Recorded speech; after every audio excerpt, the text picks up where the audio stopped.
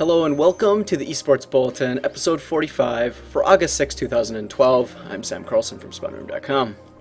Thought I'd mix it up a little bit today.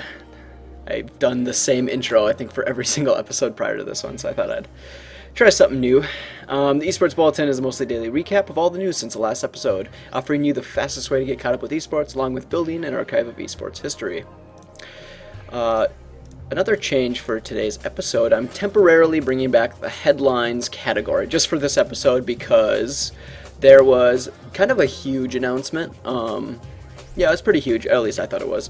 Riot Games has announced the League of Legends Championship Series for 2013, which will bring professional teams from North America, Europe, and Asia against each other every week, streamed in HD for free, and culminating in a large world championship where competitors will fight over millions of dollars in prize money.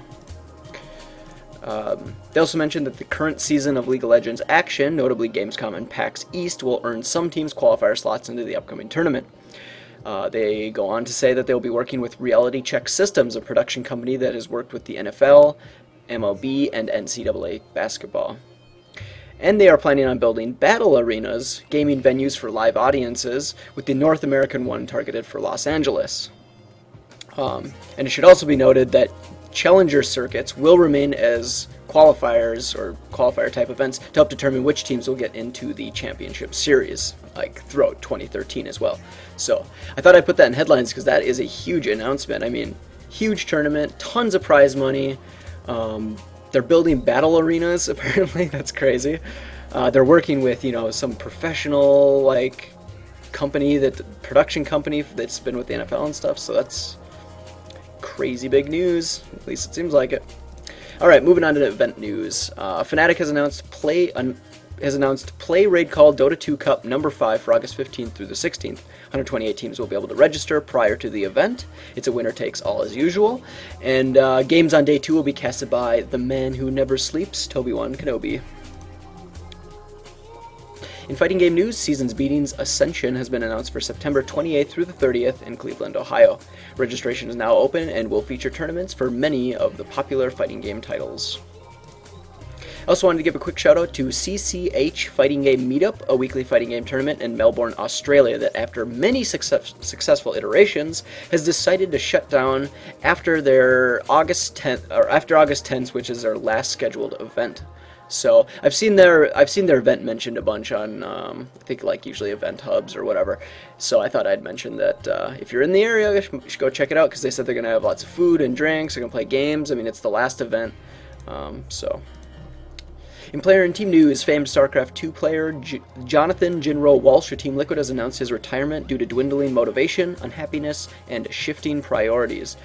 Jonathan has been involved in Brood War and StarCraft 2 for years, achieved notable results, but is now interested in returning to high-stakes poker. At least that's what he thinks he's going to do. So, congratulations on everything he's achieved, and hopefully he'll, find happiness in his new endeavors. After moving around teams, getting involved in controversy, and being noted as immature, Latin American StarCraft 2 player Major has rejoined Root Gaming for good. So, yeah, hopefully he'll stick around and bring some better results because he hasn't had the greatest results for the 2012 season so far. In episode 40, I mentioned H2K Gaming picking up Call of Duty 4 team Golden Oldies. Now they are moving into Dota 2 scene by forming a Swedish kind of mix-and-match team captained by former Copenhagen Wolves player Henry Dickinson. There's been some changes in Shootmania with players from 3D Max moving around, from doing some swaps there. So unfortunately though, I could not read the article. At least I couldn't definitely decode it correctly because whoever wrote it is, I don't know what they were thinking. You can go, if you're interested, go read the article. I got done and I'm like, what? What was he trying to say? Stupid. So, yes, some players in Shootmania moved around. I'm not really sure how that all worked out. In miscellaneous news, ESEA is a premier competitive gaming platform for pickup games, scrims, and tournaments in North America, catering primarily to the Counter-Strike franchise. They have now announced, after 5 years since their last try, interest in expanding to Europe, and expect to be 100% operational in 2 regions by the end of August. Additional announcements, and I'm assuming like more plans for expansion, will be revealed in the future. So that's cool news. I've used ESEA personally before, and it's a pretty cool platform. There's some good players, let's just say that, and like I wasn't very good at Counter-Strike, so when I went in I just got owned over and over. But I did play there was a TF2 community during when I did it, and I actually got really, like, my skill in TF2 increased like a lot when I was doing it, so that was cool. So Calibur 5 has failed to meet forecasted sales, selling only 1.38 million copies, 1 million less than the previous franchise iteration, Soul Calibur 4.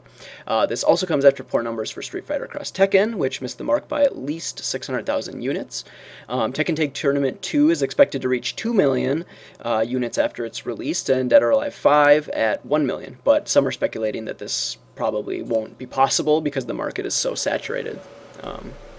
Thought I'd just bring that up, just because, you know, kind of give an idea if you're curious about how the fighting game scene is doing in terms of games and you know, the economics behind it. I guess, I don't know.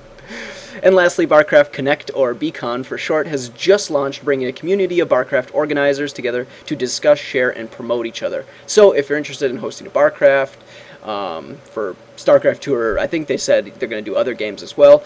You can head over to their brand new website and learn more about, you know, what they're doing and how to get involved.